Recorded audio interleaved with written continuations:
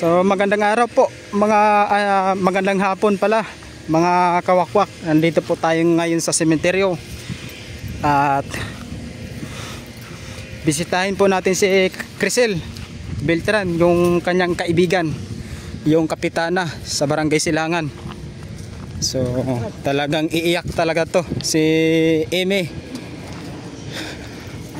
So nasa itaas po pala nakalibing si Crisel. So sana nga mahanap po namin at kami po ay nagtanong doon. Sabi naman nung manggagawa dito, tinuro naman niya na dito daw mismo nakalibing. So sana nga makita natin yung kanyang kaibigan. Talagang iiyak talaga to mamaya pag makita niya. So, ito po yung mga libingan dito. Kasi kamo yung pinatay. Ito po yung mga libingan nila dito. Super napakaganda. Halos po karamihan dito ang nakakalibing dito. May mga bahay talaga sila. Grabe no, mga kawakwak. Patay na nga pero may bahay pa. Wow. Napakaganda yung buhay nila. Ang ganda talaga ng buhay ng mga patay. So yun, napakalawak po yung mga sementeryo dito no. Tapos doon, ano yan doon, patong-pato lang yung mga patay doon. So sana nga mahanap namin yung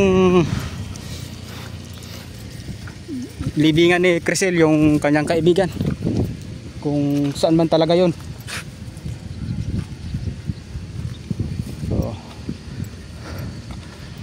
So yun, samahan nyo lang po kami mga kawakwak. So yun, sana po mahanap po namin mga kawakwak kasi galing pa po kami doon sa baba. Naglalakad lang po kami. So tara, samahan nyo po ako.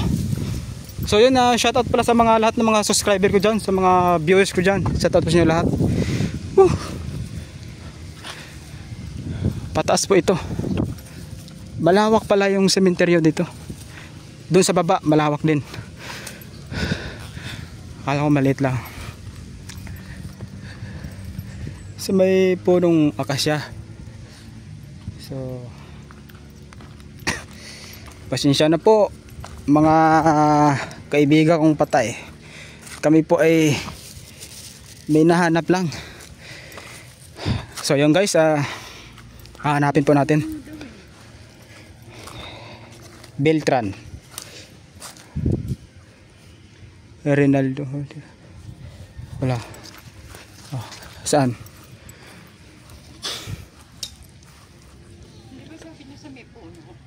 So magtanong tayo sa wala ba?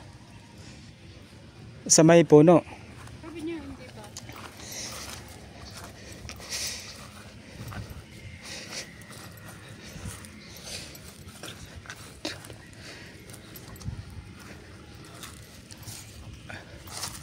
Ano? Nahanap mo? Ano sa may puno yun? Sa may puno. Anong puno ayon? Punong akasya ba? Or ano? So yun mga kawakwak, hinahanap pa po namin yung libing ni Crisel Beltran. Parang pa ganun. So Kaya si kuya, Kuya. doon pa Puno. sa may puno. Ito, napakabait ni sir. Yun, shout out po kay sir. Papapala. Shout out po kay sir. Talagang abuting puso. Mabait po na tao. Ay, ano? Huwag ka na umiyak. Huwag ka na. Sir, thank you. Thank you so much, sir. Thank you. Ano, huwag ka na umiyak. Kinan.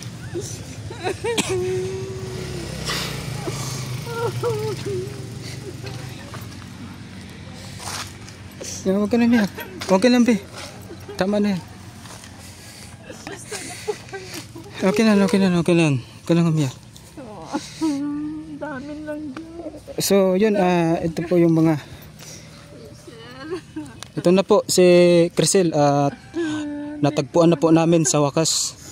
Yan, at condolence po sa mga magulang at sa mga kamag-anak, sa mga anak. Condolence po. Oh. So, yun. Umiyak na po si Amy. Kasi mga kawakwak ito, super na talagang kaibigan talaga niya. At ito naman si Crisel, ito po yung ang kanyang kaibigan na ito po ay kapitana sa barangay Silangan. 6 years na po nakalipas, 6 na taon na po nakalipas. So ngayon lang talaga niya natagpuan itong libingan ni Crisel. Kaya nga napaiyak po siya. Nakakalungkot po na pangyayari na nakakalungkot na ngayon lang sila nakikita. Si Crisel wala na, patay na po si Crisel.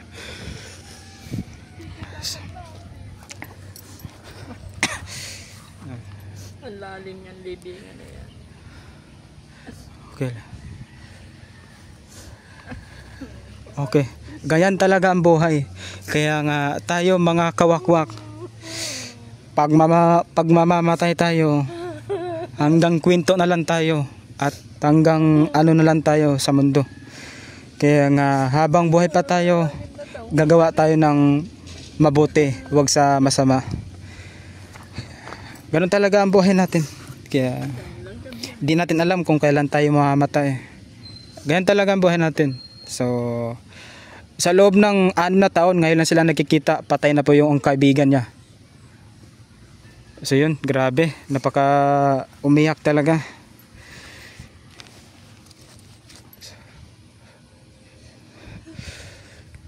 So yun. Ano? Ika lang dyan. Okay lang.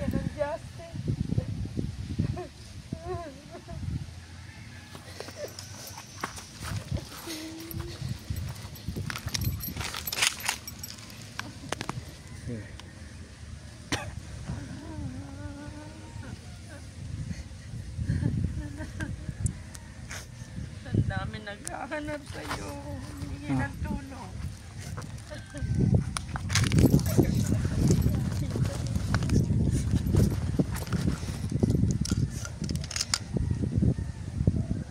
Ito nakaputi.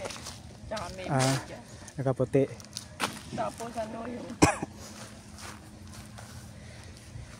So Sir, nakakalungkot talaga mga hindi ka kawakwak. man lang nabigyan ng justice. Hindi na huling pumatay sa'yo.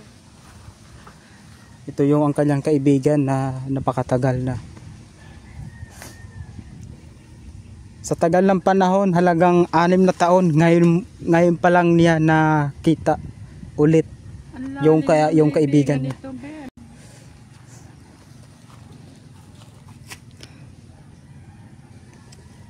Kamusta ka na dyan, Crisel?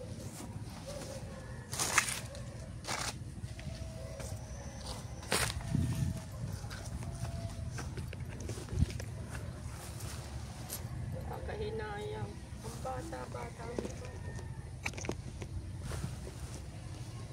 In-interview kami. Ba't ka raw pinatay? Sabi namin, patak pa ng kaunas mo.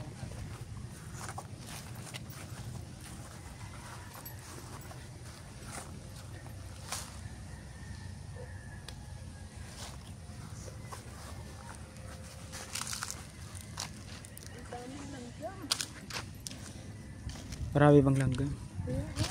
So yun, mga Hante. kawakwak, napakalungkot po na pangyayari na ngayon lang sila uli nagkita sila, pero nandito na sa sementeryo. Yung buhay pa to, lagi po sila magkakasama at nagkwentuhan, nag-uusap, at isa pa si Crisel, napaka mabuting tao po. Marami pong itong natulungan na mga tao doon mismo sa barangay nila. Sobra. Ang sweldo niyan sa kapitan, binamimigay sa tao. So yun mga, Tira sa kanya. grabe talaga, napakalungkot na pangyayari. Sana kung sino man ang pumatay sa iyo, Crisel, sana mabigyan ng leksyon at mahuli po kung sino man yun. Ang dami ng gamo, Beo. Ang dami ng ganggan, Beo. Nandito lang po siya sa itaas na Kalibing.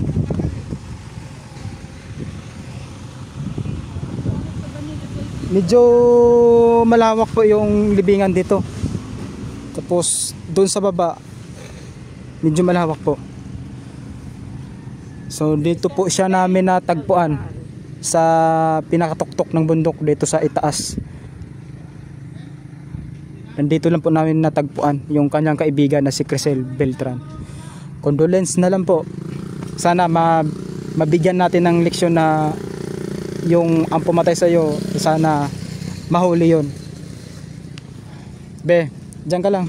Diyan ka lang. Dito ako. Dami lang kami.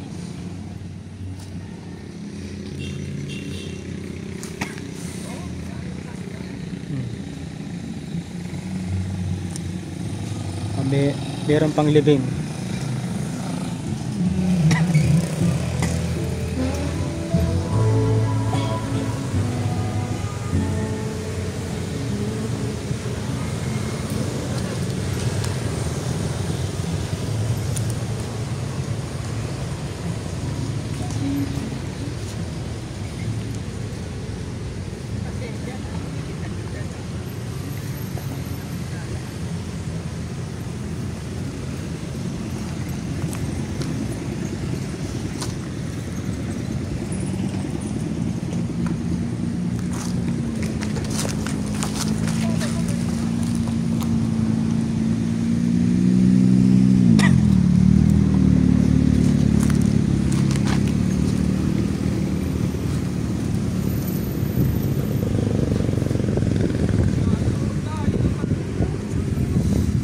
Ngayong araw na to, meron pong libing dito. Doon po sa itaas, meron pong libing.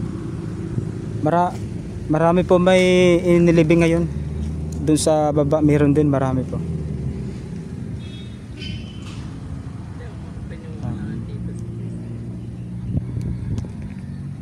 Malaki pa ako din, Beo.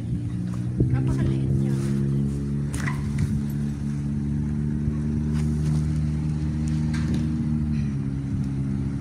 Kaawang-awa na pinatay. Pala siya pinatay. Patatapos lang ng Pasko noon, natatandaan ko.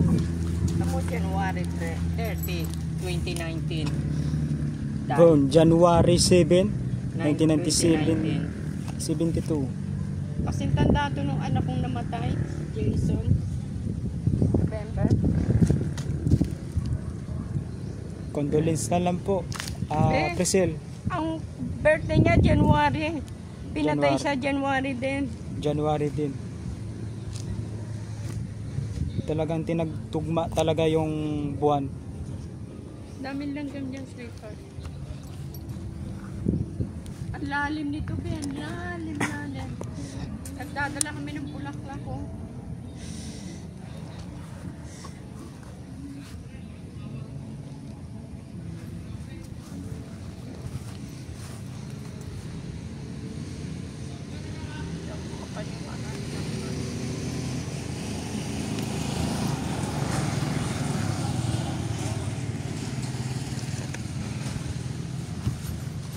Araw mo yan sa office. Ini-interview siya, nasa office yan ang suot niya. Ngayon. Beman ka dyan.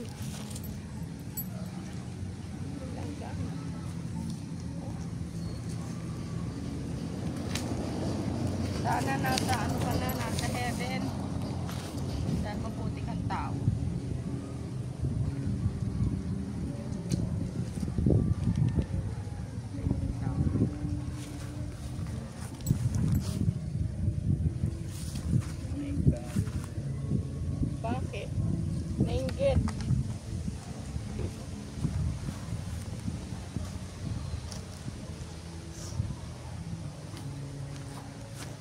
Alam nung mama, siguro siya yung naglibing dito. Oo. Bakit niya alam sa ginagawa? Salamat pala sa caretaker dito sa dinami-dami ng patay, tanda niya to.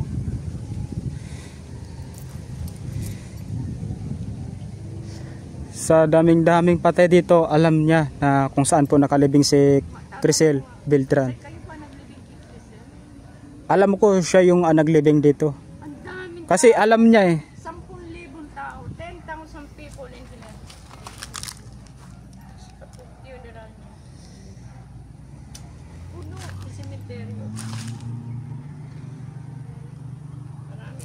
Nasa tuktok po ito ng bundok, mga kawakwak. Natatandaan ko pa yun. Ang dami, nakapila kami mula doon.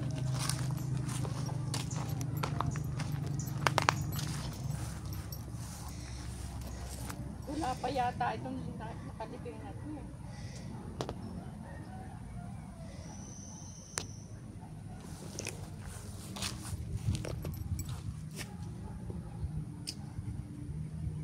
Sana nasa heaven ka na, Crisel. I'm sure. Bakit kanina alam?